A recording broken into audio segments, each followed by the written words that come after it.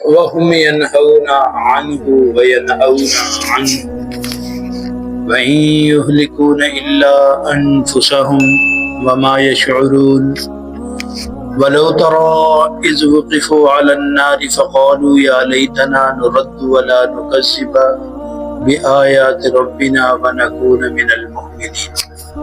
اور وہ جو ہیں وہ قرآن سے روکتے ہیں اوروں کو بھی، وَيَنْهَوْنَ عَنْهُ اور خود بھی اس سے دور رہتے ہیں، وَإِن يُهْلِكُونَ إِلَّا أَنفُسَهُمْ یہ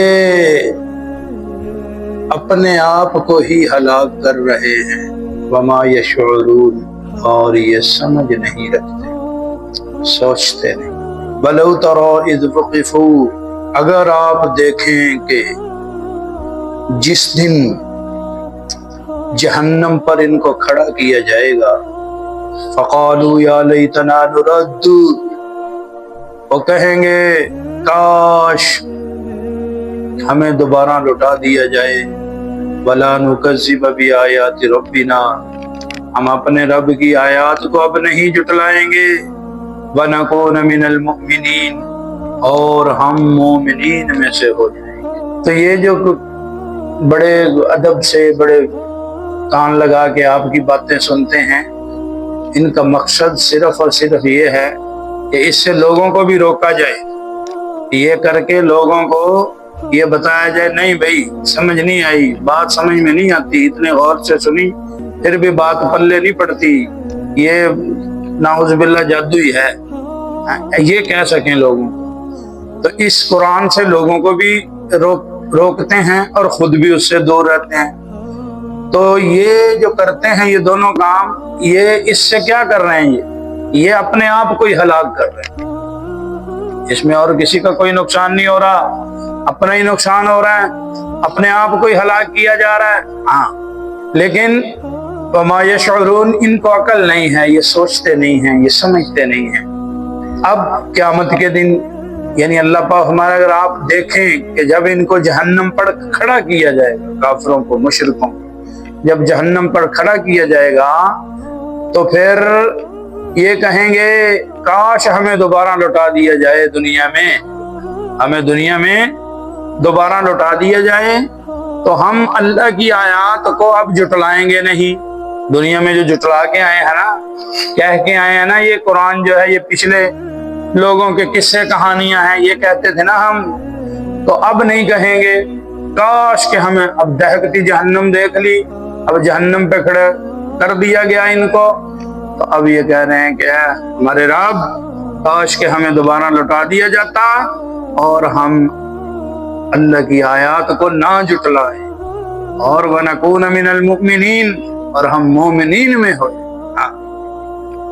وَلَوْ تَرَى إِذِ الْمُجْرِمُونَ نَاكِسُو رُؤُوسِهِمْ عِنْدَ رَبِّهِمْ رَبَّنَا أَبْصَرْنَا وَسَمِعْنَا فَارْجِعْنَا نَعْمَلْ صَالِحًا إِنَّا مُوقِنُونَ اگر آپ دیکھیں وہ دن کہ جب مجرم لوگ اللہ کے سامنے سر جھکائے کھڑے ہوں گے، ربنا ابصرنا وسمعنا اور کہیں گے یا اللہ ہماری آنکھیں کھل گئی، ہمارے کان کھل گئے، فرجعنا نعمل ہمیں دوبارہ لوٹا دے دنیا میں، ہمیں دنیا میں دوبارہ لوٹا دے۔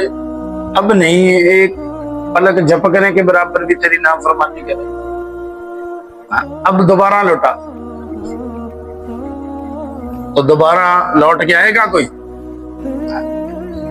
فَذُوقُوا بِمَا نَسِيتُمْ لِقَاءَ يَوْمِكُمْ هَذَا چکھو اس عذاب کو، یہ وہی دن ہے جس کو تم نے بلا رکھا تھا، یہ وہی عذاب ہے جس کو تم نے جٹلا رکھا تھا، اور تم کہتے تھے دیکھی جائے گی جو ہوگی، دیکھی جائے گی جو ہوگی۔ پہنچ گئے آج اس دن میں، دیکھ لیا وہ عذاب، تو چکھو اس عذاب کو، اِنَّا نَسِينَاكُمْ آج ہم نے بھی تمہیں بلا دیا۔ آج تو انسان کہتا ہے نا دیکھی جائے گی، دیکھی نہیں جائے گی، دیکھی نہیں جائے گی، کوئی نہیں، اللہ بڑا غفور الرحیم ہے۔